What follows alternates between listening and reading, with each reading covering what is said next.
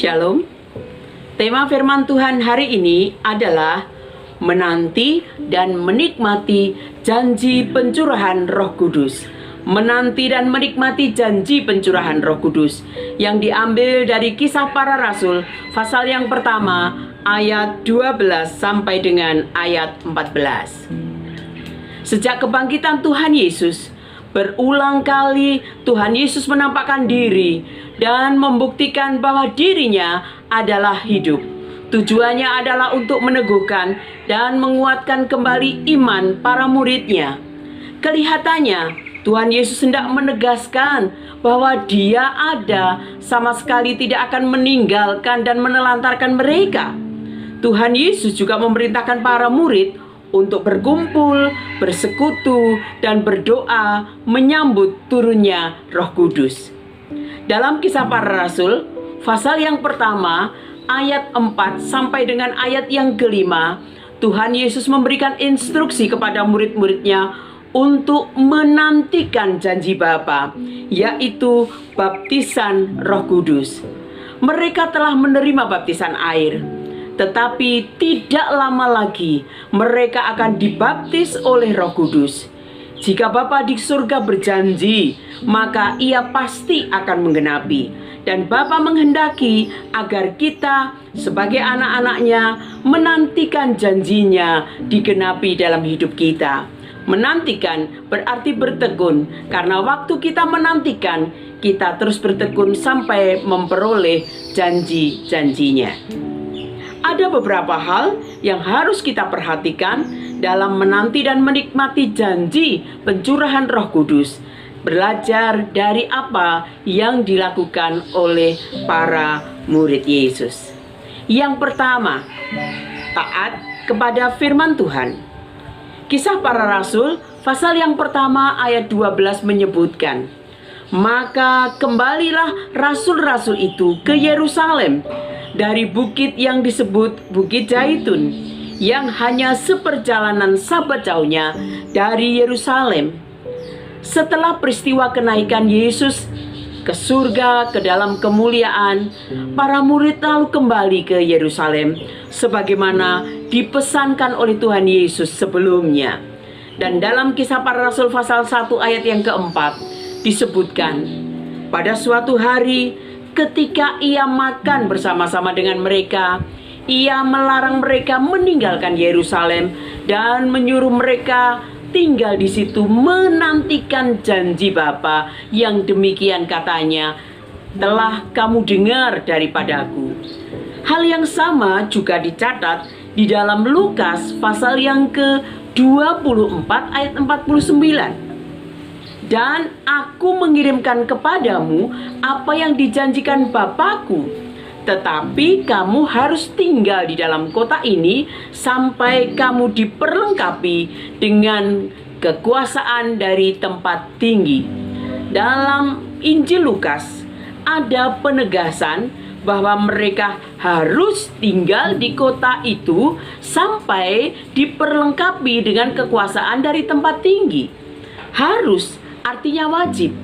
Murid-murid taat dengan apa yang diperintahkan oleh Tuhan Yesus. Menurut pandangan Lukas, Yerusalem oleh Allah ditentukan menjadi pusat karya dari penyelamatan. Di sana Tuhan Yesus di dalam tugas-tugasnya di dunia ini diselesaikan. Dan dari situ juga bertolaklah karya para rasul yang memberitakan Injil kepada seluruh bumi. Jadi mereka harus menunggu di Yerusalem. Kata kembali dalam bahasa aslinya dalam Kisah pasal 1 ayat yang ke-12 bukan hanya bermakna pulang ke Yerusalem, tetapi lebih daripada itu, mengandung satu pengertian bahwa kini para murid kembali berbalik dari sikap yang terpaku, sikap terpana, ketika mereka berbalik dan berubah dari ketakjuban akan sesuatu yang supranatural. Mereka kini sadar pada realitas dunia yang harus mereka hadapi. Hal ini menunjukkan bahwa para murid kembali ke Yerusalem, berkumpul dan berdoa berdasarkan apa yang Tuhan Yesus firmankan sebelumnya sebelum dia naik ke surga. Dasar dari menantikan janji Tuhan yang mereka lakukan adalah ketaatan mereka terhadap firman Tuhan. Sewaktu Tuhan Yesus masih tinggal bersama-sama dengan para murid, Dia memberikan perintah agar mereka tinggal di Yerusalem dan menantikan janji Bapa. Dan dalam ayat yang ke-12, para murid mentaati perintah itu. Mereka tetap tinggal di Yerusalem, walaupun sebenarnya kebanyakan dari para murid berasal dari Galilea. Tentu tidak mudah bagi para murid untuk tetap tinggal di Yerusalem setelah berbagai peristiwa di sekitar penyaliban Tuhan Yesus yang mereka hadapi dan alami. Ketaatan mereka ini disertai dengan sukacita. Lukas mencatat di dalam Lukas pasal yang ke-24 ayat yang ke-52. Artinya mereka dengan melakukan ketaatan tersebut dengan ketulusan dan kesungguhan hati mereka. Lukas menggambarkan iman murid dengan bertumbuh yang diliputi suasana sukacita. Sukacita adalah limpahan iman yang hidup, pernyataan yang keluar, yang kelihatan, yang nampak dalam kehidupan para murid. Mereka taat kepada firman Tuhan, disertai ungkapan iman penuh sukacita. Bagaimana dengan kita umat Tuhan? Dalam menantikan dan menikmati janji pencurahan Roh Kudus, apa yang kita lakukan? Sudahkah kita taat kepada firman Tuhan? Taat berarti melakukan persis seperti apa yang Tuhan perintahkan. Ketaatan terhadap firman Tuhan hanya mungkin dilakukan oleh setiap orang percaya yang taat dan takut kepada Tuhan dan percaya kepada Anak Allah, yaitu Yesus Kristus. Tanpa ketaatan terhadap firman, tidak mungkin seorang dapat memiliki kehidupan yang benar dan menerima penggenapan dari janji Tuhan. Yang kedua, berdoa bersama-sama. Doa merupakan bagian utama dalam kehidupan orang percaya.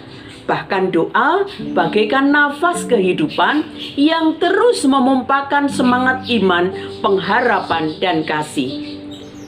Di dalam sepanjang sejarah segala zaman telah terbukti bahwa doa mempunyai pengaruh dan kuasa untuk mengubah keadaan, mengubah sikap dan situasi. Allah yang Maha Kuasa duduk di atas tahtanya, telah merencanakan segala sesuatu dari awal sampai akhir dan mengatur rencananya itu sedemikian rupa sehingga doa-doa merupakan salah satu sarana utama yang digunakannya untuk mencapai tujuannya. Hal ini berarti doa umat Tuhan harus dinaikkan agar tujuan Allah bagi umatnya segera menjadi nyata. Yakobus memberikan nasihat kepada umat Tuhan, sebagaimana umat Tuhan agar mereka saling mendoakan dengan dasar pemikiran bahwa doa orang benar bila yakin didoakan sangat besar kuasanya. Hal tersebut termuat dalam Yakobus pasal yang ke-5 ayat yang ke-16. Saya bacakan. Karena itu hendaklah kamu saling mengaku dosamu dan saling mendoakan supaya kamu sembuh. Doa orang yang benar bila dengan yakin didoakan sangat besar kuasanya. Berdoa bersama menunjukkan kesehatian yang dilakukan oleh orang beriman. Pada saat berdoa bersama, hal ini memberikan kekuatan rohani daripada seorang diri. Paulus dalam 1 Korintus pasal yang ke-12 berbicara tentang gereja sebagai tubuh Kristus. Bila ada satu anggota tubuh yang sakit, semua turut merasakan. Dengan berdoa bersama, berarti orang percaya perlu orang lain untuk mendoakan. Berdoa bersama mengajarkan kepada orang percaya untuk tidak egois secara rohani, tetapi mau menjadi berkat bagi orang percaya lainnya. Setelah Tuhan Yesus naik ke surga, murid-murid kemudian melakukan sesuatu yang berdampak luar biasa bagi perkembangan kekristenan, yaitu berdoa bersama-sama. Kegiatan tersebut dilakukan para murid dengan tekun dan sehati, dan akhirnya menjadi gaya hidup dari gereja mula-mula. Bagaimana dengan kita? Sebagaimana baik untuk berdoa sendiri, baik jugalah berdoa bersama dengan orang lain. Komunitas adalah pusat iman. Dalam kekristenan, umat beriman digambarkan sebagai tubuh Kristus, saling ketergantungan, berbagi hidup, dan saling memperhatikan adalah bagian yang penting dalam menumbuhkan iman bersama-sama. Sekarang kita akan melihat hal yang ketiga, yaitu sehati. Di dalam Kisah Para Rasul, pasal yang pertama ayat yang ke-13 disebutkan demikian. Setelah mereka tiba di kota, naiklah mereka ke ruang atas tempat mereka menumpang. Mereka itu ialah Petrus dan Yohanes, Yakobus dan Andreas, Filipus dan Thomas, Bartolomeus dan Matius, Yakobus bin Alfeus dan Simon orang Selot, dan Yudas bin Yakobus. Mengapa Lukas menuliskan daftar nama para murid itu lagi? Karena pada waktu Tuhan Yesus ditangkap, murid-murid semua melarikan diri, sebagaimana tercatat di dalam Matius pasal yang ke-26 ayat 56. Sehingga sekarang Lukas merasa perlu mendaftarkan mereka kembali. Keberadaan para murid menunjukkan ketaatan para murid akan perintah Tuhan Yesus untuk mereka tetap berada di Yerusalem sampai pencurahan Roh Kudus. Bahkan Lukas memperlihatkan bahwa hampir semua pengikut Yesus ada di sana. Baik 11 murid, beberapa perempuan pengikut Yesus yang setia bersama Maria ibu Yesus, juga saudara-saudara Yesus ada di sana. Di samping itu, juga ada 2 murid lain yang sempat disebutkan nama mereka oleh Lukas, seperti Yusuf yang disebut Barsabas, dan juga bernama Justus dan Matias, rasul pengganti Yudas Iskariot, dalam Kisah 1 ayat yang ke-23. Walaupun tidak disebutkan secara eksplisit sebagaimana di dalam Kisah 1 ayat 13 sampai 14 dan ayat 23, dapat dipastikan di sana juga hadir para pengikut Kristus yang lain yang setia.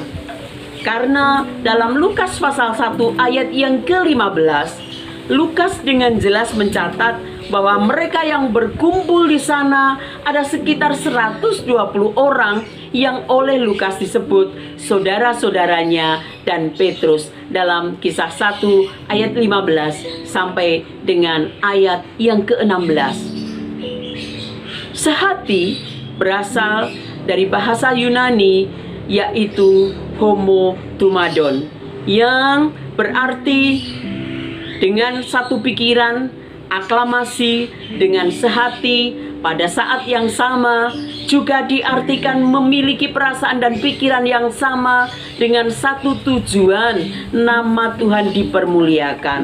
Sehati berarti tidak memikirkan kepentingan sendiri, sebagaimana dalam Kisah Para Rasul pasal yang keempat ayat 32. Dengan kata lain, orang percaya yang menantikan janji Tuhan dengan sehati adalah orang percaya yang dengan tujuan sama, merindukan yang sama, di mana ada satu kesatuan yang indah yang mengikat mereka bersama-sama di dalam Tuhan Yesus Kristus. Sehati dalam menantikan dan menikmati janji Tuhan bersama-sama menunjukkan bahwa sifat gereja pada hakikatnya adalah orang-orang yang berbeda, berkumpul, yang akhirnya memiliki satu hati dan satu jiwa.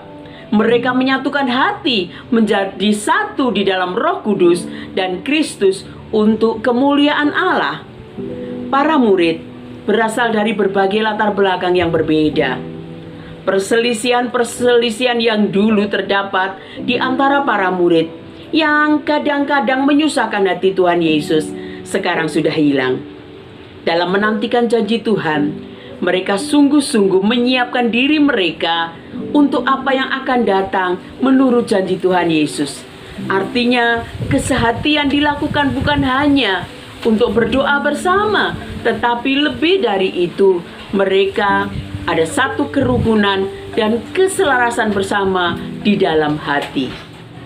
Demikian juga Maria, ibu Yesus. Dia juga ada bersama-sama dengan murid yang lain untuk berdoa. Dia tidak merasa lebih dari murid-murid yang lain. Dia ikut bersama-sama menjadi orang yang terlibat di dalam melahirkan gereja mula-mula. Bagaimana dengan kita? Matius pasal yang ke-18 ayat 19 dan 20. Sepakat atau sehati inilah kunci dari keberhasilan menantikan dan kunci dari keberhasilan doa. Sebab jangankan 120 orang, 2 atau 3 orang berkumpul dan sepakat, di situ Tuhan hadir. Dan jika Tuhan hadir, maka sesuatu pasti terjadi. Di zaman yang serba sulit seperti sekarang ini, biasanya orang menjadi egois. Namun Tuhan menghendaki kita menjadi umat-umat yang sehati dengan umat yang lain dalam menantikan dan menikmati janji Tuhan, yaitu pencurahan Roh Kudus. Yang keempat, bertekun. Kata tekun dalam Kamus Besar diartikan sebagai rajin, berkeras hati, dan bersungguh-sungguh. Tekun dalam doa adalah persekutuan yang sungguh dengan Allah, yang merupakan bentuk komunikasi dan permohonan dengan penuh hormat kepada Tuhan. Kata bertekun dalam bahasa aslinya juga berarti menyibukkan diri, berhubungan karib, sebagaimana tertulis dalam Kisah 8 ayat 13. Juga berarti melayani secara pribadi, menghabiskan banyak waktu, seperti dalam Kisah pasal 2 ayat 46. Terus menerus, sesuatu yang bersifat konstan. Bertekun dalam doa merupakan perintah Tuhan yang harus dilakukan oleh semua orang percaya. Suatu ciri gereja perjanjian baru adalah bertekun dalam pengajaran rasul dan dalam persekutuan, dan mereka selalu berkumpul untuk memecahkan roti dan berdoa. Kelihatannya ada saat-saat tertentu yang sudah ditetapkan di mana mereka bertemu bersama-sama, khususnya untuk berdoa dengan tekun. Paulus di dalam Kolose pasal yang keempat ayat yang kedua berbicara mengenai tekun berdoa. Katanya, bertekunlah dalam doa, dan dalam pada itu berjaga-jagalah sambil mengucap syukur. Lukas pasal yang ke-18 ayat 1 sampai ayat 8. Di sana dituliskan bahwa Tuhan memberikan contoh doa yang tekun, sebagaimana janda yang terus-menerus meminta kepada hakim untuk membela perkaranya. Jadi, ketekunan adalah hal yang terus-menerus dilakukan dan tidak terhalang oleh situasi dan kondisi. Marilah kita melakukannya dengan bertekun dalam menyantikan janji Tuhan. Kata bertekun juga berarti ada jangka waktu untuk membuktikan. Ada kesetiaan, tidak berhenti sampai kita mendapatkan. Kita sedia untuk berkorban. Di dalam Efesus pasal yang ke-6 ayat yang ke-18 dituliskan, dalam segala doa dan permohonan, berdoalah setiap waktu di dalam roh, dan berjaga-jagalah di dalam doamu. Itu dengan permohonan yang tak putus-putusnya untuk segala orang kudus.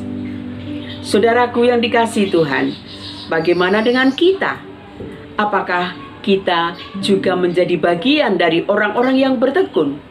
Apakah kita sudah menjadi orang yang tekun di dalam doa? Sekarang kita akan melihat yang terakhir, menerima penggenapan janji pencurahan Roh Kudus. Dalam persekutuan yang dilakukan umat Tuhan dalam Kisah Para Rasul yang pertama, terus berlanjut sampai dengan pasal yang kedua. Lukas menjelaskan bagaimana bentuk persekutuan dan doa dari umat Tuhan tersebut, sebagaimana tertulis dalam Kisah pasal yang kedua ayat 46 dan 47. Saya bacakan. Dengan bertekun dan dengan segenap hati mereka berkumpul setiap hari dalam bait Allah. Mereka memecahkan roti di rumah masing-masing secara bergilir dan makan bersama-sama dengan gembira dan dengan tulus hati sambil memuji Allah, dan mereka disukai semua orang, dan tiap-tiap hari Tuhan menambahkan jumlah mereka dengan orang-orang yang diselamatkan. Sebanyak 120 murid Tuhan Yesus berkumpul di satu tempat seperti perintah Tuhan sebelum dia naik ke surga untuk menantikan penggenapan janji, yaitu pencurahan Roh Kudus dan baptisan Roh Kudus. Dan pada hari Pentakosta janji Tuhan digenapi sehingga mereka penuh dengan Roh Kudus dan karunia lidah. Peristiwa ini merupakan kelahiran gereja Tuhan yang pertama. Nubuat Nabi Yoel dalam Yoel mengatakan bahwa Roh Kudus itu dicurahkan kepada semua orang, baik anak-anak, orang-orang muda dan orang-orang tua, laki-laki maupun perempuan. Berarti bahwa Tuhan tidak membeda-bedakan jemaat yang terdiri dari anak-anak, orang muda, orang tua di dalam memberikan karunia-Nya. Puji Tuhan, berbahagialah kita yang hidup di zaman anugerah. Setiap orang percaya dianugerahkan Roh Kudus, karena di dalam kitab Perjanjian Lama ada banyak catatan dari pekerjaan Roh Kudus, namun tidak kepada seluruh manusia, hanya kepada orang tertentu saja, untuk tujuan pekerjaan tertentu juga, dan pada waktu tertentu saja. Pencurahan Roh Kudus atau Pentakosta menjadi sebuah tonggak sejarah dimulainya satu era baru, yaitu era di mana Tuhan bekerja melalui semua orang percaya yang percaya kepadanya. Karena Pentakostalah maka gereja didirikan. Tuhan Yesus memberikan pesan kepada murid-muridnya, tetapi kamu akan menerima kuasa kalau Roh Kudus turun ke atas kamu, dan kamu akan menjadi saksiku di Yerusalem, di seluruh Yudea dan Samaria, dan sampai ke ujung bumi. Sebagai penutup, tujuan Roh Kudus dicurahkan adalah agar semua muridnya, yaitu orang-orang yang percaya kepadanya, memiliki kuasa untuk memberitakan Injil keselamatan. Inilah era yang sedang kita jalani. Pentakosta pertama kali terjadi, 3.000 orang bertobat dan menjadi percaya. Itulah panen raya jiwa-jiwa yang pertama. Tentunya Pentakosta akan kembali terjadi. Panen raya jiwa-jiwa jauh lebih besar akan terjadi. Lukas menelusuri penyebaran Injil dari Yerusalem hingga ke Roma, sampai menyebutkan 32 negara, 54 kota, 9 pulau di Laut Tengah, 95 orang yang berbeda dengan nama serta beberapa pejabat dan administrator pemerintah dengan gelar jabatan yang tepat. Ilmu purbakala makin menguatkan ketepatan Lukas di dalam semua yang dituliskan secara detail. Selaku orang teolog, Lukas dengan cerdas melukiskan makna beberapa pengalaman dan peristiwa dalam tahun-tahun di mana Roh Kudus dicurahkan dan gereja mula-mula mulai ada. Kebenaran ini sangatlah penting bagi kita. Sebagai orang percaya, kitalah yang akan mengalami pencurahan Roh Kudus itu. Tuhan tidak hanya memberikan kuasa kepada orang tertentu saja, tetapi kepada semua orang yang percaya. Oleh sebab itu, umat Tuhan harus taat kepada firman Tuhan, berdoa bersama, sehati, bertekun, dan nikmatilah penggenapan dari janji Tuhan, yaitu setiap orang percaya dapat menerima seluruh kepenuhan Roh Kudus dan dapat dipakai oleh Tuhan secara spesial dengan cara yang ajaib. Tuhan Yesus memberkati.